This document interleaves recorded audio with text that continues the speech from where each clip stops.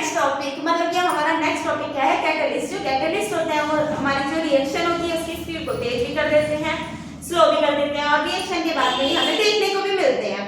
अब ये chemical kinetics में अपने इफेक्ट को किस तरीके से डिनोट करते हैं हमें वो पढ़ना है। जो कैटलिस्ट होते हैं ये क्या करते हैं, अल्टरनेट रखते हैं, केमिकल रिएक्शन को अल्टरनेट करते हैं, प्रोवाइड करते हैं एक पाथ फॉर अ रिएक्शन को and which has low activation energy, जिनकी एक्टिवेशन एनर्जी क्या होती है, लो होती है।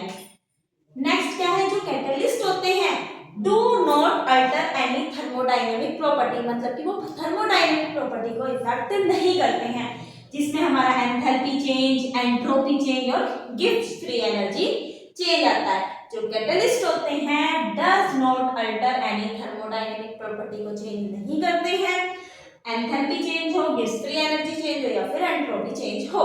नेक्स्ट क्या है हमारा, एक्टिवेशन एनर्जी डिक्रीज करती है both forward as well as backward reaction में। एक्टिवेशन एनर्जी क्या करेगी हमारी, डिक्रीज करेगी बोथ फॉरवर्ड और बैकवर्ड डायरेक्शन में एंड रिवर्सिबल प्रोसेस में भी, ठीक है। एक्टिवेशन एनर्जी क्या करेगी, डिक्रीज करेगी बोथ बैकवर्ड और फॉरवर्ड डायरेक्शन में, reaction in a reversible path में जब रिएक्शन होगी। नेक्स्ट क्या है, इक्विलिब्रियम कांस्टेंट रिमेन सेम। जो इक्विलिब्रियम कांस्टेंट होता है वो क्या रहता है हमारा, सेम रहता है through the time. To reach equilibrium क्या होता है, डिक्रीजेस होता है। Equilibrium is a reach to faster, ताकि जो हमारी रिएक्शन है वो इक्वेशन है वो क्या हो जाए, फास्टर हो जाए। नेक्स्ट क्या है, जो कैटलिस्ट होता है इट सेल्फ रिमेन अनचेंज। जो कैटलिस्ट होता है वो अपने आप में अनचेंज रहता है। और जो कैटलिस्ट होता है do not change the threshold energy on the path which has a different threshold energy. जो कैटलिस्ट होता है वो थ्रेशोल्ड एनर्जी को चेंज नहीं करता है। Do not change threshold energy the path which has different threshold energy. ये क्या था हमारा कैटलिस्ट था। कैटलिस्ट के कुछ इंपोर्टेंट पॉइंट थे जो हमें क्या करने हैं, रिमेंबर रखने हैं। इसके बाद हम एक्टिवेशन एनर्जी का ग्राफ पढ़ेंगे। हमारी पोटेंशियल एनर्जी है और यहाँ पे हमारा क्या है, रिएक्शन कोऑर्डिनेट है। जब हमने ग्राफ बनाया रिएक्टेंट और प्रोडक्ट के बीच ग्राफ बना, रिएक्टेंट बढ़ा प्रोडक्ट तक पहुंचा।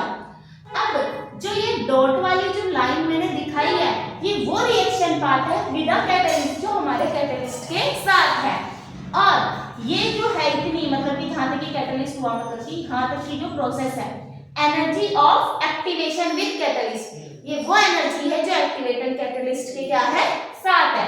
और ये ऊपर वाली जो इतनी है ये वो रिएक्शन है विदाउट कैटलिस्ट, जो कैटलिस्ट के बिना है। अब ये पूरी की पूरी जो है energy of activation without catalyst की एनर्जी ऑफ एक्टिवेशन है जो बिना कैटलिस्ट के है। क्या हुआ,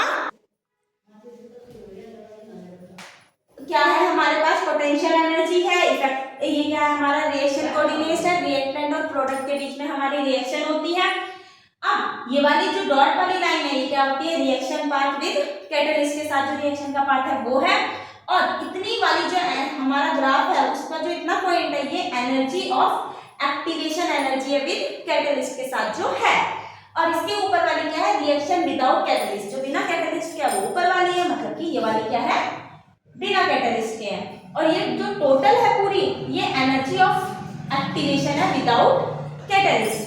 अब क्या है, इसे इफेक्ट ऑफ कैटलिस्ट भी बोलते हैं, एक्टिवेशन एनर्जी का। ये ग्राफ है टाइम वर्सेस रेट के बीच। ये जो हमारी रिएक्शन है ये मैंने, ये वाला जो ब्लैक वाली लाइन है ये क्या है मेरा, फॉरवर्ड रेट है, और ये जो ब्लैक वाली लाइन है ये बैकवर्ड रेट है।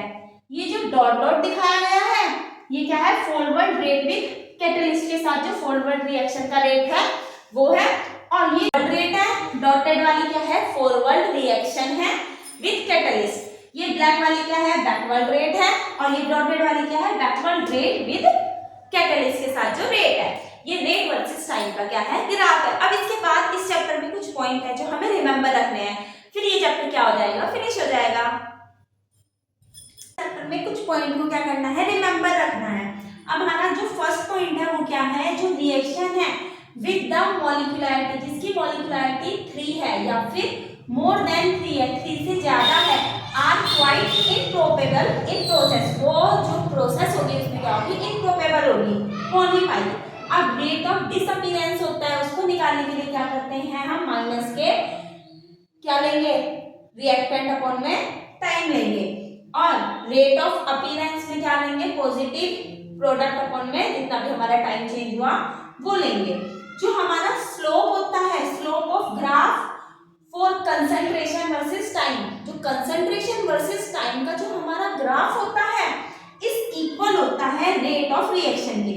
जो स्लोप ऑफ ग्राफ का स्लोप होता है कंसंट्रेशन वर्सेस टाइम का, वो इक्वल होता है रेट ऑफ रिएक्शन के। जो जनरल रेट कांस्टेंट होता है रिएक्शन का, वो नियरली डबल होता है एवरी 10 डिग्री राइज टेम्परेचर। जो जनरल रेट कांस्टेंट होता है रिएक्शन का, वो क्या होता है, नियरली क्या करता है, डबल होता है for every 10 degree rises of temperature, मतलब कि हर 10 डिग्री पर जो हमारा चेंज होगा टेम्परेचर का वो डबल हो जाएगा।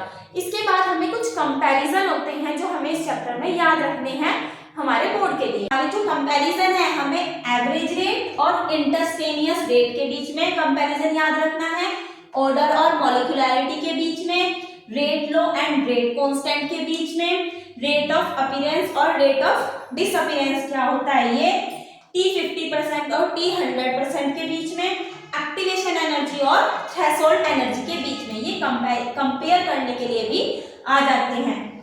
Average rate, instantaneous rate, order molecularity, rate law, rate constant, rate of appearance, rate of disappearance, time 50%, time 100% और एक्टिवेशन एनर्जी और थ्रेशोल्ड एनर्जी। यहाँ पे हमारा ये वाला जो चैप्टर है वो क्या हो रहा है, फिनिश हो रहा है। इसके बाद इसके हम क्वेश्चंस वगैरह करेंगे।